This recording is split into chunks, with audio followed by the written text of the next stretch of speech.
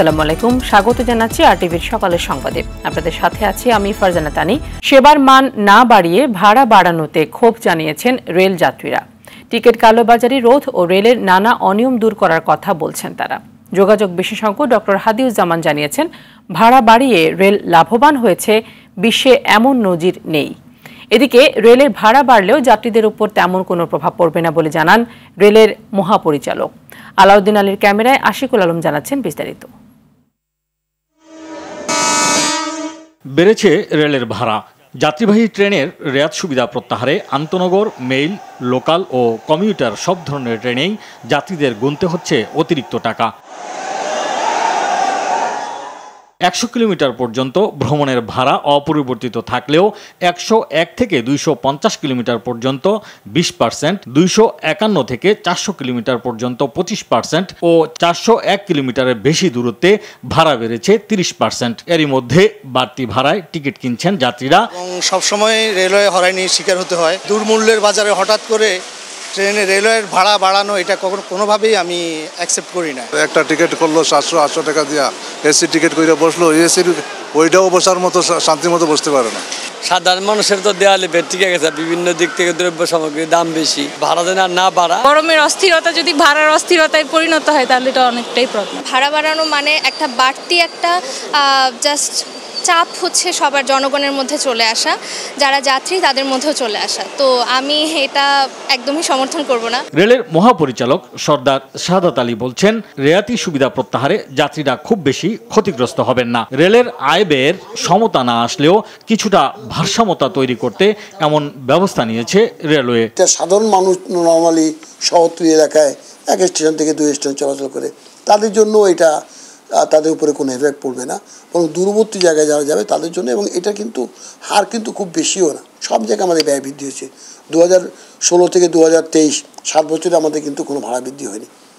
তো যে কারণে এটা সমন্বয় করলে যে একটা সমতা আসবে, রেল কিছুটা আর্থিকভাবে কিছুটা আয় আমাদের কিছুটা বৃদ্ধি হবে, এবং তাতে আয় ব্যয়ের যে সমতা তাতে কিছুটা হয়তো কমবে।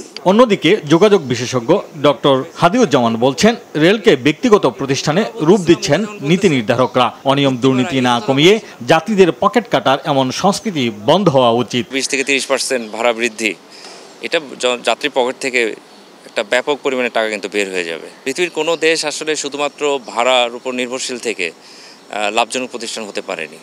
এখানে পণ্য পরিবহনের সক্ষমতা রেলকে বাড়াতে হবে। রেলে তো বিনিয়োগ হয়েছে, বিগত এক যুগে লক্ষ কোটি টাকার বেশি বিনিয়োগ হয়ে গেছে।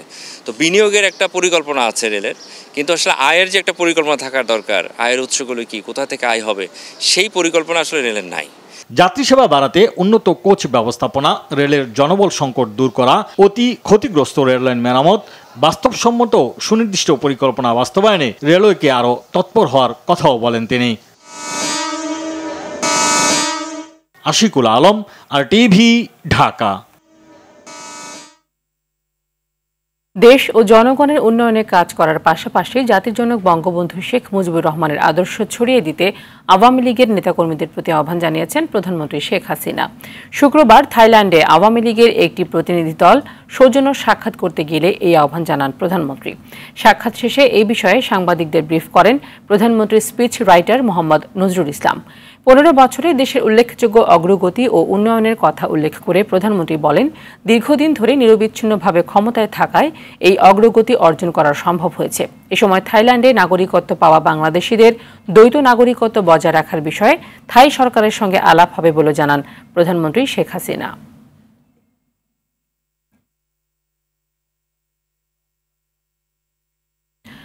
টানা 27 দিন দেশের উপর দিয়ে তাপপ্রবাহ বয়ে যাচ্ছে, যা গত 76 বছরের মধ্যে সবচেয়ে লম্বা সময়। গত 31 মার্চ তাপপ্রবাহ শুরু হয়ে এখনও তা বয়ে যাচ্ছে। এর আগে 2023 সালে টানা 24 দিন ছিল তাপপ্রবাহ। আবহাওয়া অফিসে 1948 সাল থেকে যে তথ্য আছে তাতে এবারই সবচেয়ে লম্বা সময় ধরে তাপপ্রবাহ বয়ে যাচ্ছে। চলতি মাসে যা কেটে যাওয়ার কোনো সম্ভাবনা নেই। গেল 24 ঘন্টায় দেশের সর্বোচ্চ তাপমাত্রা রেকর্ড করা হয়েছে চুয়াডাঙ্গায় 42.7 ডিগ্রি সেলসিয়াস, যা চলতি মৌসুমের সর্বোচ্চ। ঢাকার সর্বোচ্চ তাপমাত্রা রেকর্ড করা হয়েছে 38.2 ডিগ্রি সেলসিয়াস। এদিকে দাবদাহে দুর্বিষহ শ্রমজীবী মানুষের জীবন কমেছে আয়। অতিরিক্ত গরমে জনজীবন এখন বিপর্যস্ত। এছাড়াও গরমে হাসপাতালগুলোতে বেড়েছে রোগীর চাপ। সবচেয়ে বেশি ঝুঁকিতে শিশু ও বৃদ্ধরা।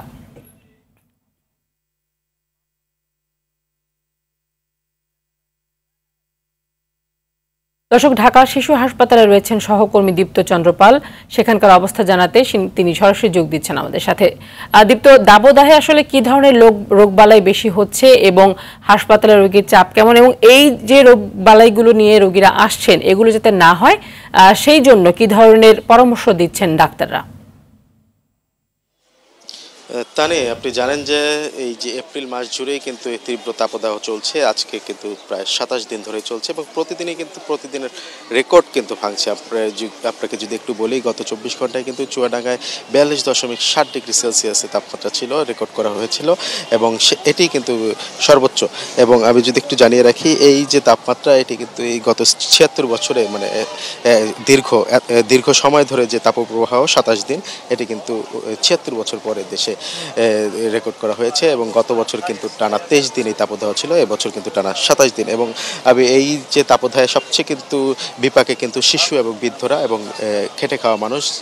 আমি এখন রয়েছি শিশু হাসপাতালে। এখানে এসে যেটি দেখলাম যে গরমজনিত যে রোগ, যেমন ঠান্ডা, জ্বর, কাশি, নিউমোনিয়া, স্কিন ডিজিজ সহ বিভিন্ন রোগ নিয়ে কিন্তু রোগীরা আসছেন। এবং চিকিৎসকদের সঙ্গে কথা বলার চেষ্টা করেছি, তারাও কিন্তু বলছেন প্রতিদিনই কিন্তু তারা অনেক রোগী দেখছেন স্বাভাবিক সময়ের থেকে এবং এক পর্যায়ে হিমশিম খেতে হচ্ছে। আপনিও দেখছেন যে এখানে কিন্তু অনেক রোগীরই কিন্তু আসলে সিরিয়াল বেলা বাড়ার সঙ্গে সঙ্গে কিন্তু এই রোগীর চাপ আরও বৃদ্ধি পায়।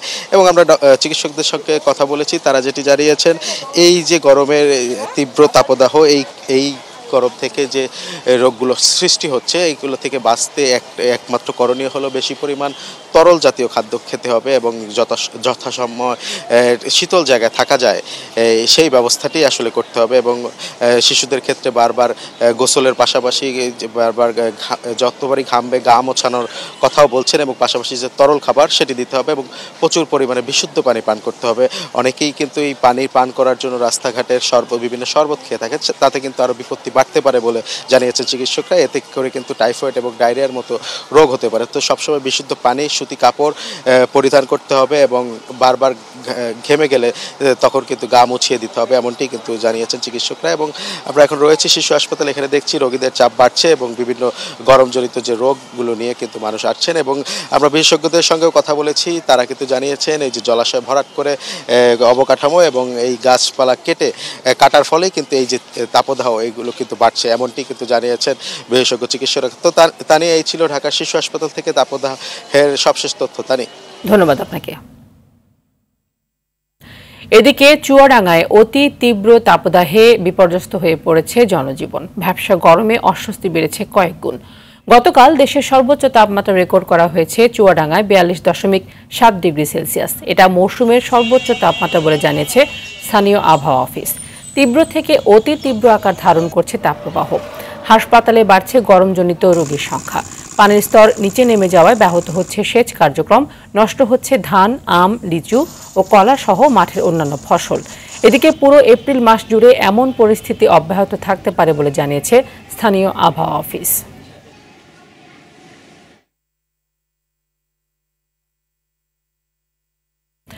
দর্শক, যেমনটি বলছিলাম, তীব্র দাবদাহে পুড়ছে চুয়াডাঙ্গা। সেখানকার পরিস্থিতি জানাতে এবার সরাসরি যুক্ত হচ্ছেন আমাদের আরেক সহকর্মী জহির রায়হান। রায়হান, চুয়াডাঙ্গায় তীব্র দাবদাহ অব্যাহত থাকায় জনজীবনে কি ধরনের প্রভাব পড়েছে এবং স্বাস্থ্যবিধি মানতে চিকিৎসকরা কি ধরনের পরামর্শ দিচ্ছেন?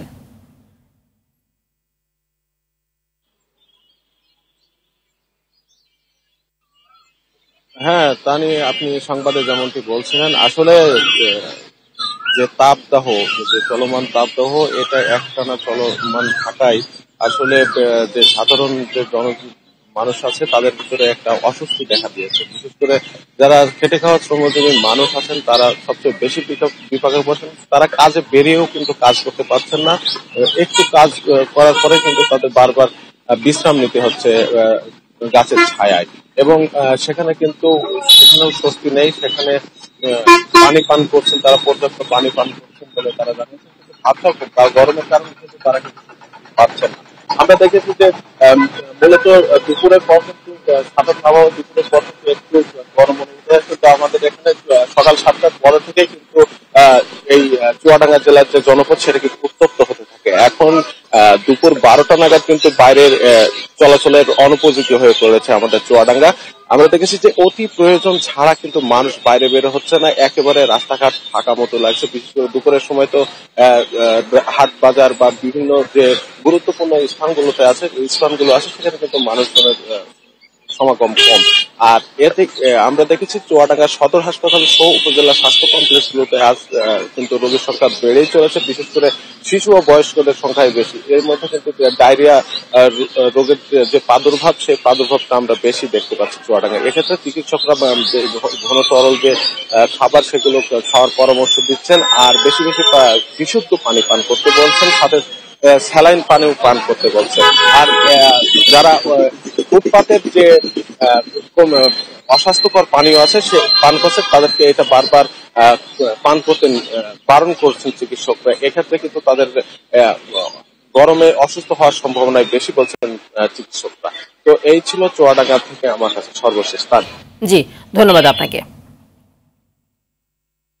তীব্র খরায় ঝরে পড়ছে লিচুর গুটি, এতে ফলন বিপর্যয়ের শঙ্কায় দিশেহারা ব্রাহ্মণবাড়িয়ার বিজয়নগরের চাষিরা। প্রতিকূল আবহাওয়া মোকাবেলায় লিচু বাগানের সেচ সহ বিভিন্ন পরিচর্যা করে গুটি রক্ষার চেষ্টা করছেন বাগান মালিকরা। এদিকে কৃষি বিভাগ বলছে ফলন ঠিক রাখতে চাষিদের সব ধরনের পরামর্শ দেওয়া হচ্ছে। ব্রাহ্মণবাড়িয়া থেকে সাদ্দাম হোসেনের তথ্য ছবিতে সৈয়দ মাহমুদের রিপোর্ট। মাটিতে ছড়িয়ে ছিটিয়ে থাকা লিচুগুলো পরিপক্ক হতে পারত, আশানুরূপ ফল দিতে পারত, এতে লাভের মুখ দেখতে পারত চাষিরা। কিন্তু তীব্র দাবদাহ বিরূপ প্রভাব ফেলেছে লিচু বাগানে। লিচু চাষি ও বাগান মালিকরা বলছেন তীব্র গরমে লিচুর গুটি ঝরে পড়ছে, শুকিয়ে যাচ্ছে রস। যে বাগান লাখ টাকায় বিক্রি হবার সম্ভাবনা ছিল, এখন তাতে অর্ধেক দাম পাওয়া নিয়েই সন্দেহ তাদের। রোদের কারণে, তাপমাত্রার কারণে ফুলগুলি ঝরে গেছে, আর লিচুগুলি অনেক ঝরে যেতেছে। ওষুধপত্র দিতেছি, দিলেও দেওয়ার মতন কোনো উপকার পাইতেছি না। উপজেলা অফিস থেকে কোনো আমরা সারা পাচ্ছি না। লিচু দেখা যাচ্ছে উপরে থেকে মসৃণ, কিন্তু ভিতরে ফাটানোর পরে দেখা যায় যে এখানে পোকার আক্রমণটা আছে। বিজয়নগর কৃষি অফিস জানিয়েছে চলতি মৌসুমে উপজেলায় 430 হেক্টর জায়গায় মোট 900টি বাগানে লিচুর আবাদ হয়েছে। আবহাওয়া অনুকূলে থাকলে 45 কোটি টাকার লিচু বিক্রির সম্ভাবনা। তীব্র দাবদাহে লক্ষ্যমাত্রা ঠিক রাখতে কৃষকদের কাছে প্রয়োজনীয় নির্দেশনা পৌঁছে দেওয়া হয়েছে বলে জানান উপজেলা কৃষি কর্মকর্তা। প্রচন্ড দাবদাহের কারণে আসলে এই ফলনের কতটা ঘাটতি হবে না, মূলত এই তাপদাহের কি করতে হবে এই বিষয়ে আমাদের কৃষি সম্প্রসারণ অধিদপ্তর থেকে কিছু সুনির্দিষ্ট নির্দেশনা আছে। আমরা এই নির্দেশনাগুলো ইতিমধ্যে উপসহকারী কৃষি কর্মকর্তাদের মাধ্যমে মাঠে এই কৃষকদের কাছে পৌঁছে দেওয়া হয়েছে। সৈয়দ মাহমুদ, RTV। এ বিষয়ে আরো তথ্য জানাতে ব্রাহ্মণবাড়ির আখাউড়া থেকে সরাসরি যুক্ত হচ্ছেন সহকর্মী সাদ্দাম হোসেন। সাদ্দাম, খরায় লিচুর গুটি রক্ষার জন্য কৃষি বিভাগ কোনো ধরনের সহায়তা করছে কিনা এবং ফলন নিয়ে কৃষকরা কি বলছেন?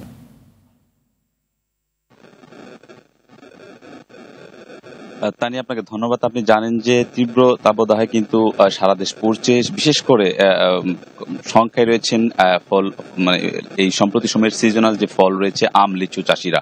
আপনি জানেন ব্রাহ্মণবাড়িয়ার বিজয়নগরকে বলা হয় ফলের রাজ্য, বিশেষ করে লিচুর জন্য। এবং এই লিচু চাষে কিন্তু প্রতি বছরই কিন্তু এই ব্রাহ্মণবাড়িয়ার বিজয়নগর থেকে কিন্তু দেশের নানা প্রান্ত থেকে কিন্তু লিচু প্রেমীরা তারা এখানে আসছেন এবং লিচু নিচ্ছেন। সম্প্রতি সময়ে এখানকার চাষি কিংবা ব্যবসায়ী যারা রয়েছেন তাদের মাথায় কিন্তু হাত রয়েছেন। তারা বলছেন যে এই সময়ে বৃষ্টি যদি না আসে তাহলে কিন্তু তাদের আম কিংবা লিচুর যে গুটি রয়েছে সেগুলো কিন্তু ঝরে যাচ্ছে, এবং ঝরে যাওয়ার ফলে কিন্তু বাগান মালিকরা কিংবা চাষিরা আশা করছেন যে তাদের যেই টার্গেট ছিল সেটা কিন্তু ফিল আপ হবে না। তবে অন্যদিকে কৃষি বিভাগ যেটা বলছেন সেটা বলছেন যে ঝরে যাওয়াটা হচ্ছে স্বাভাবিক একটা প্রাকৃতিক নিয়ম। তবে যদি মাত্রাতিরিক্ত আম কিংবা লিচুর গুটি ঝরে যায় সেক্ষেত্রে কিন্তু কৃষি বিভাগের পক্ষ থেকে প্রতিটি ইউনিয়নে উপসহকারী কর্মকর্তারা রয়েছেন, তারা কিন্তু সে মাঠ পর্যায়ে কাজ করছেন এবং তারা চেষ্টা চালিয়ে যাচ্ছেন কিভাবে সেটা থেকে রক্ষা করা যায়। এবং কৃষি বিভাগ যেটা বলছেন যে এই বছর কিন্তু 45 কোটি টাকার লিচু বিক্রি হওয়ার সম্ভাবনা তারা রয়েছে, এবং 430 হেক্টর জমিতে জায়গায় কিন্তু 900টি বাগান কিন্তু রয়েছেন, এবং এমন তথ্য কিন্তু কৃষি বিভাগ বলছেন। তবে কৃষকরা বলছেন যে কৃষি বিভাগ থেকে পর্যাপ্ত পরিমাণ সহযোগিতা তারা পাচ্ছে না, যার ফলে তারা সংখ্যায় দিন কিন্তু দিনানিপাত করছেন এবং তারা আশা করছেন যে এই সময়ে কৃষি বিভাগ যদি তাদের প্রতি সুদৃষ্টি দেয় তাহলে যে আম কিংবা লিচুর বাগান থেকে যে লিচুগুলি ঝরে যাচ্ছে, লিচুর গুটিগুলো ঝরে যাচ্ছে, তাহলে তারা কিছুটা হলেও স্বস্তি পাবে এবং তারা তাদের যে টার্গেট, যারা ব্যবসায়ী কিংবা চাষিরা রয়েছেন, তারা কিছুটা হলেও তাদের আর্থিকভাবে তারা লাভবান হবে। তো তাই এই ছিল ব্রাহ্মণবাড়িয়ার বিজয়নগরের লিচু বাগান, যে প্রচন্ড তাপদাহ থেকে যে গুটি ঝরে যাচ্ছে, এ থেকে আমার কাছে সর্বশেষ। ধন্যবাদ আপনাকে। গ্রীষ্মের খরতাপে পুড়ছে দেশ। প্রচন্ড তাপে মৌলভীবাজারের চা বাগানে আসছে না নতুন কুড়ি। কোথাও কোথাও চা বাগান পুড়ে যাচ্ছে, পাতায় ধরেছে বানজি দশা, ফলে বিপাকে পড়েছে ব্যবসায়ীরা। মৌসুমের শুরুতে এমন বাধায় লোকসানের আশঙ্কা দেখা দিয়েছে। মৌলভীবাজার থেকে স্টাফ রিপোর্টার চৌধুরী ভাস্কর হোমের তথ্য ছবিতে ইমরুল কায়েসের রিপোর্ট। গ্রীষ্মের খরতাপে যেখানে ঘর থেকে বের হতে ভয়, সেখানে মৌলভীবাজারের চা বাগানে প্রচন্ড তাপের মধ্যেও কাজ করছেন চা শ্রমিকরা। প্রচন্ড দাবদাহে জেলার 92টি চা বাগানের আসছে না নতুন কুড়ি। অনেক বাগানেই পুড়ে যাচ্ছে চা গাছ, পাতায় দেখা দিচ্ছে বানজি দশা, ফলে চায়ের উপযোগী পাতা পাচ্ছে না শ্রমিকরা।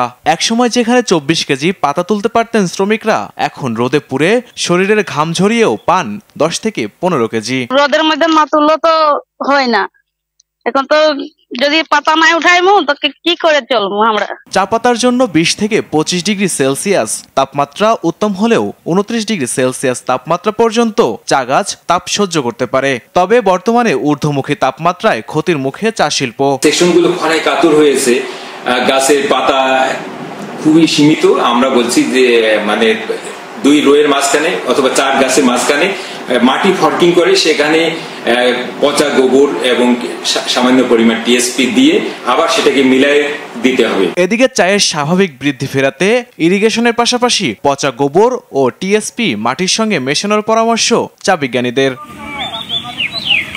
ইমরুল কায়েস, আরটিভি। দৃষ্টিহীনতা দমাতে পারেনি নোয়াখালীর কোম্পানিগঞ্জের ইমরোজ হোসেন রিপনকে। মনের আলোয় উদ্ভাসিত এই যুবক পেশায় একজন ইলেকট্রিক ও প্লাম্বার মিস্ত্রি, পাশাপাশি বাড়ির পাশে পরিচালনা করছেন ইলেকট্রিকের ছোট্ট একটি দোকান। শারীরিক সীমাবদ্ধতা থাকা সত্ত্বেও কারো কাছে হাত না পেতে করছেন ইলেকট্রিক ও পাইপ ফিটিংয়ের কাজ। তার এমন কাজে এলাকাবাসী অনুপ্রাণিত। সৈয়দা মনিরা ইসলামের রিপোর্ট সহায়তা করেছেন নোয়াখালী দক্ষিণ প্রতিনিধি গিয়াসউদ্দিন রনি। দু চোখে না দেখলেও নিরাপদেই ইলেকট্রিকের কাজ করেন রিপন। বাসাবাড়িতে বিদ্যুৎ সংযোগ ও পুরনো লাইন মেরামত সহ ইলেকট্রিকের সব কাজই করতে পারেন সাবলীলভাবে। ইমরোজ হোসেন রিপন নোয়াখালীর কোম্পানিগঞ্জ উপজেলার প্রয়াত আব্দুস সোবহানের ছেলে। 7 ভাই বোনের মধ্যে তিনি চতুর্থ। নিজ গ্রামে বিদ্যুতায়ন শুরু হলে ইলেকট্রিকের কাজ শেখার শখ জাগে তার, কিন্তু অন্ধ হওয়ায় দুর্ঘটনার আশঙ্কায় এতে বাধা হয়ে দাঁড়ায় মা বাবা। পরে অনেকটা গোপনে এই কাজ আয়ত্ত করেন তিনি। এখন অনায়াসেই ইলেকট্রিক, প্লাম্বার ও সোলার স্থাপনের কাজ করতে পারেন। ক্ষুদ্র থেকে বৃহত্তম চিন্তা করে সুইচ বোর্ড গুলো কিনি, কোনটা থেকে কোনটা চলবে, কোনটা থেকে কোনটা চলবে না, কোনটা থেকে কোনটা দিলে হবে না, এগুলো গবেষণা করতে করতে করতে করতে ইনশাল্লাহ আমি এখন পুরোপুরি ইলেকট্রিক এবং প্লাম্বিং কাজ এবং সোলারের কাজ সম্পূর্ণভাবে আমি পারি। ঝুঁকি থাকলেও এই পেশাতেই কাটিয়েছেন জীবনের 18টি বছর। এই সময়ে মসজিদ সহ প্রায় 200 ঘরের ইলেকট্রিক কাজ সম্পন্ন করেন তিনি। মেরামত করেছেন অসংখ্য ঘরের বিদ্যুতের লাইন। নিজের গ্রামের সব রাস্তাঘাটই যেন কত চেনা রিপনের। অন্ধ হলেও কারো সহায়তা ছাড়াই অনুমান করে চলাফেরা করতে পারেন। একা একা যান নিজের দোকানে, গোসল থেকে শুরু করে খাওয়া দাওয়া সবই করেন নিজ হাতে। দুঃখের বিষয় যে চোখে দেখে না, এটাই সমস্যা। কিন্তু কাজকর্মে ইনশাল্লাহ সব কাজ ইনশাল্লাহ জানে। সে মসজিদের wiring, electric, pipe fitter, others অন্যান্য কাজও করতে পারে এবং তার কাজগুলো কিন্তু চমৎকার। এখন পর্যন্ত সরকারি কোনো সহযোগিতা পাননি রিপন। তাকে প্রতিবন্ধী ভাতা কার্ড করে দেওয়ার আশ্বাস দেন স্থানীয় ইউপি সদস্য। জন্ম অন্ধ কিন্তু সে অনেক কাজ করতে পারে এবং তার যে আপনার প্রতিবন্ধীর যে কার্ডটা আছে সেটার ব্যবস্থা আমরা করতে আছি। সরকার কর্তৃক হইতে আমরা একটা প্রতিবন্ধী ব্যবস্থা করে দিতে আছি, অতি শীঘ্রই এটা পাওয়া যাবে ইনশাল্লাহ। দৃষ্টি প্রতিবন্ধকতা স্বপ্ন পূরণে বাধা নয়, তার উজ্জ্বল দৃষ্টান্ত রিপন। তবে প্রতিবন্ধী ব্যক্তিদের সমাজে প্রতিষ্ঠিত করতে সরকার ও বিত্তবানদের আরও আন্তরিক হওয়ার দাবি সবার। সৈয়দা মুনিরা ইসলাম, RTV। আন্তর্জাতিক প্রসঙ্গ। শান্তিপূর্ণভাবে শেষ হল ভারতের লোকসভা নির্বাচনের দ্বিতীয় দফায় 88 আসনের ভোট গ্রহণ। শুক্রবার দ্বিতীয় দফায় ভোট হয়েছে পশ্চিমবঙ্গ, আসাম, ত্রিপুরা, বিহার, উত্তরপ্রদেশ, মহারাষ্ট্র, মণিপুর রাজ্যসহ 13টি রাজ্য ও কেন্দ্রশাসিত অঞ্চলে। ভারতীয় সংবাদ মাধ্যম NDTV জানিয়েছে দ্বিতীয় দফায় ভোট পড়েছে 63%। পশ্চিমবঙ্গ, মণিপুর ও আসামে রেকর্ড 70% ভোট পড়েছে। এদিকে লোকসভা নির্বাচনের ভোট গণনা প্রক্রিয়ায় কোনো ধরনের পরিবর্তন হবে না বলে নির্দেশ দিয়েছেন ভারতের সুপ্রিম কোর্ট। 19 এপ্রিল শুরু হওয়া 7 দফার এই নির্বাচনের ভোট গ্রহণ শেষ হবে আগামী 7 জুন। ফল ঘোষণা হবে 4 জুন।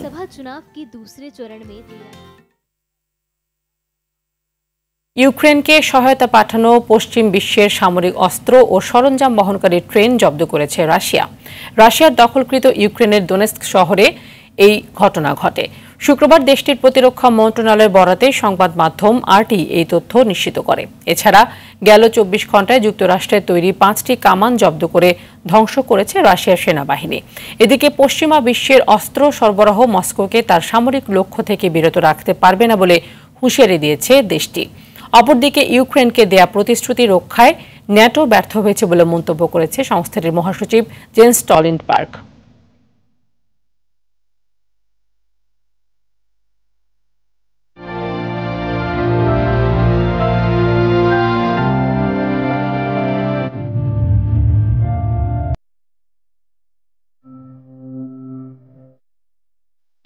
গাজায় নুসিরাত শরণার্থী শিবিরে ইসরায়েলের সর্বশেষ বোমা হামলায় নারী ও শিশু সহ 15 জন নিহত হয়েছেন। সংবাদ মাধ্যম আল জাজিরা এক প্রতিবেদনে তথ্য জানিয়েছে। গাজার হাসপাতালগুলোতে ইসরায়েলি বর্বর হামলার আন্তর্জাতিক আদালতে যুদ্ধাপরাধের তদন্তের আহ্বান জানিয়েছেন গাজার সিভিল ডিফেন্স। এদিকে গাজা যুদ্ধে ইসরায়েলকে রাজনৈতিক এবং অর্থনৈতিক সহায়তা বন্ধ করার আহ্বান জানিয়েছেন নিউ ইয়র্কের কলম্বিয়া বিশ্ববিদ্যালয়ের শিক্ষার্থীরা। অন্যদিকে যুক্তরাষ্ট্রের গাজার নীতির বিরোধিতা করে দেশটির পররাষ্ট্র দপ্তরের আরবি ভাষার মুখপাত্র হালা রাহারিদ পদত্যাগ করেছেন। গাজায় ইসরায়েলি হামলায় প্রায় 34,500 ফিলিস্তিনি নিহত হয়েছেন, আহত হয়েছেন 77,368 জন। সকালের সংবাদ এই পর্যন্তই। সবশেষ সংবাদ জানতে যে কোনো মোবাইল ফোন থেকে 24141 নম্বরে ডায়াল করুন। মধ্যাহ্নের সংবাদ দুপুর 12টায় দেখার আমন্ত্রণ রইল। ধন্যবাদ সবাইকে।